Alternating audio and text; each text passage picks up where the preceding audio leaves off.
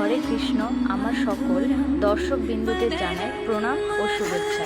তো তোমরা সকলেই জানো যে আজ পাণ্ডবা নির্জলা একাদশী।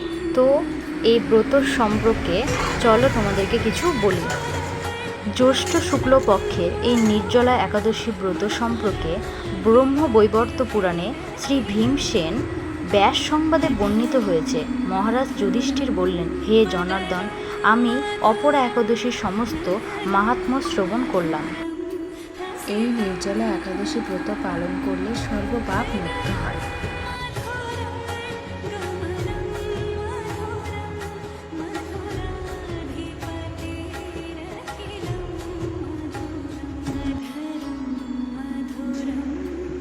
তো বন্ধুরা, তোমরা দেখো পাণ্ডবা নির্জলা একাদশী ব্রত পালনের দিন আমি কিভাবে পূজার প্রস্তুতি নিচ্ছি।